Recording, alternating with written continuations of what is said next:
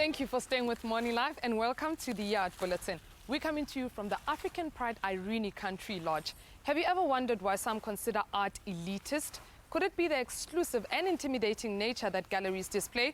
Well, one artist is willing to turn all that around.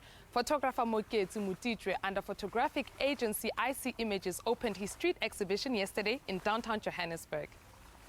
Art is about everyone, and you find that most of the times the people that are photographed in the pictures never really get to see themselves, which is a bit unfair because they don't really get to go to galleries. So I was like, okay, let me have an exhibition on the street and let it be open to everybody so everyone can see it and everyone can reflect. The concept behind no idea is exactly that, not to have an idea. A lot of times in my work I always have ideas, and in a way one can do a project without having an idea. You know, I think it's just a stereotype that an artist have to have an idea to execute. You know, I just thought maybe let me just create the work, and whatever that becomes at the end, that is an idea. In that way I'm not limited to follow something that I'm trying to achieve. I'm just creating. It's the oldest and biggest gay and lesbian gathering on the African continent. But sadly, the 2012 Joburg Pride was the last. The board has decided to discontinue the event, which attracted crowds of more than 20,000. Fellow board member Fulvio De Stefanis says a number of issues influenced the decision to end the popular lesbian, gay, bisexual, transgender and intersex Pride Festival. These include the loss of the Zoo Lake Sports Club as a venue due to security risks, the loss of support from the SAPS as well as 2 local ward councillors.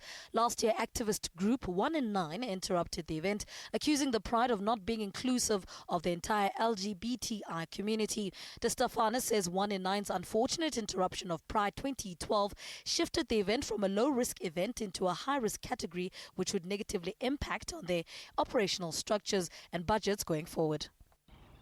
The 39th National Arts Festival program has been launched. The annual 10-day affair is set to kick off on the 27th of June with hundreds of theatre, music, dance, comedy and children's works to be staged throughout those days. Every year the challenge of putting the program together comes more about what do you leave off rather than what you put onto the program. We are really spoiled for choice. We get an amazing set of proposals from some of the most creative and innovative artists in the country. So sifting through those and having to make some really tough choices as to what we can afford, what we can accommodate in our venues in Grahamstown, that's always the challenging part. There's some highlights on the program this year for me personally, but my highlights won't be the same as other people's highlights. Everyone will look at the program and pick out something different. There's probably going to be about 650, 700 productions at the festival this year, doing about 2,500 performances. So audiences are really going to be spoiled for choice. The Waiting Room is an intimate movement work performed by Jane Crew, her second collaboration with Gerald Bester. The production's run at the Wits Nunnery comes to an end today. The Waiting Room, it's a title that emerged through the process, and it talks to this idea of waiting for someone, waiting for the end. It is located within a room, a woman waiting for a gentleman to arrive. And I think we play very much between her reality in the space, her habits, her routines, and where she disappears to in moments of memory or nostalgia. Blade Runner Oscar Pistorius' murder case has caused a lot of public discussions and social media uproar. Among the many to officially react are Jacques Steenkamp and Gavin Prince, who through Zebra Press and Random House Drake have announced the upcoming release of their book titled No More Heroes. It is without a doubt one of SA's most shocking headliners and cases in recent years. Unexpectedly, one of SA's sweethearts and heroes plunged into one of the worst possible situations an individual can face. Now, 2 authors have put their heads together to give the world a much clearer account of events leading up to the killing of model Riva Steenkamp, who was allegedly killed by her life partner and Paralympian Oscar Pistorius. According to RHS, No More Heroes is based on in-depth interviews with eyewitnesses, police officers, blood spatter analysts and forensic experts. The book by journalist Jacques Steenkamp and entertainment reporter Gavin Prince will be released at the conclusion of the murder trial. Young and emerging fashion designers are up for getting a push in the right direction by industry experts. This is in the form of the annual Vugani Fashion Awards. 18 to 35-year-olds starting to become or already working as fashion designers can enter before the 25th of April. They need to send their storyboards which means therefore that they have to understand the theme that we've given to them. The brief is that they have to go back to the basics of fashion, which on their creativity, they have to showcase one of their high fashion, and then the other one must showcase the most innovative, one design on the most innovative.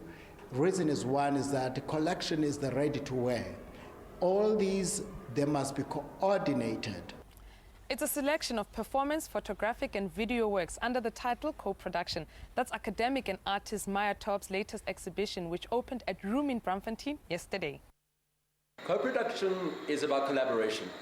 So it is about working with others in creating work together, even if it is for the self. I don't believe anyone works individually anymore. We're always working with other people.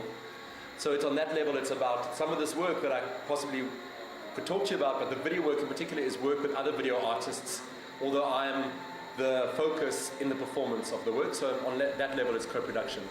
The Playhouse Company is hosting its 4th Community Arts Festival until the 20th of this month. The festival features productions from KZN communities which have received performance and theatre skills training from professional arts practitioners.